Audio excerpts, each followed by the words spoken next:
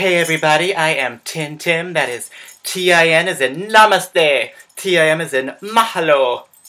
The fifth season of RuPaul's Drag Race has begun. So if you all are just joining me, welcome to the channel, and I hope that you will subscribe. I started doing reviews of the RuPaul's Drag Race episodes during the All-Star season, and have become known for my somewhat more intellectual, almost academic, yet still fun and accessible take on the episodes. America's first drag queen public intellectual, the motherfucking Cornel West of drag. Let's jump right into the first episode of Season 5 of RuPaul's Drag Race. I have noticed over the course of the past several seasons, there is a very fine, delicate balance to be maintained, I think, between, on the one hand, this is a show that is really celebrating and elevating drag and the community of drag and the art of drag and all of its diversity to an audience, some of whom are not familiar with all of that and are really experiencing it for the first time through this show.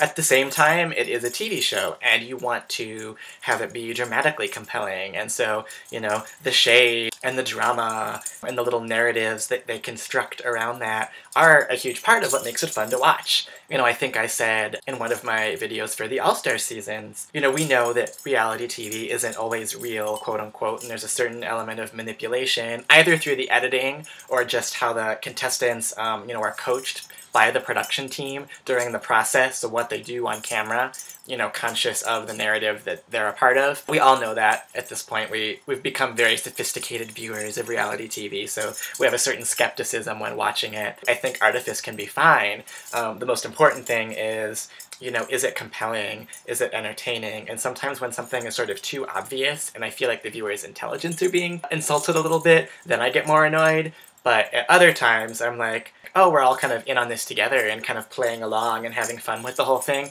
then I'm like, totally game. So I felt like with this episode, unfortunately, at points that balance between the drama and then the community or celebration was off. In the first episode, there's always a little bit maybe more shade being thrown than some episodes because people are meeting each other and kind of like, kind of sizing up the competition.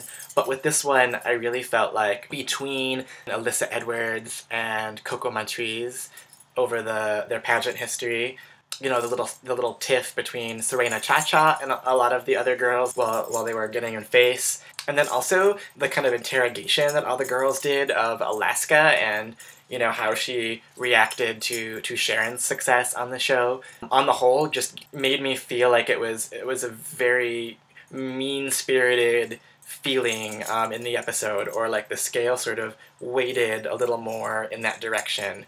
Unfortunately, that left me with a little bit of an ugly feeling. So I hope that, they kind of balance out a little better this season. I actually really am kind of excited about the pageant drama and about the Alyssa Coco, tiff, because I think it could be very sort of soapy and delicious if they play it right, but I hope that it's not all just kind of insult. I hope we get something a little bit more fun and, sophisticated. Like watching Nashville or Revenge, but with drag queens.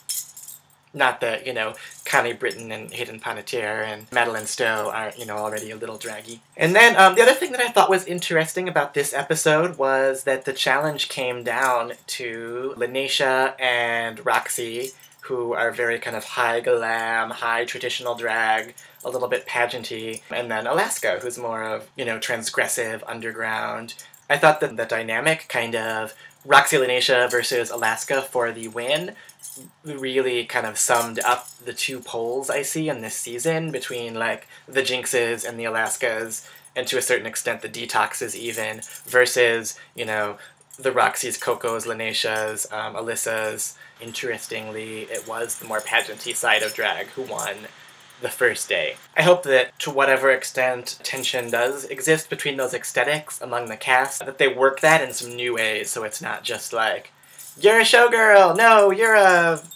I think that is all I have to say about the first episode. If you like this video, I hope you will share it, subscribe, get your friends to subscribe, and I can't wait to spend the rest of the season with you all, breaking it down. That's all. Have a great day.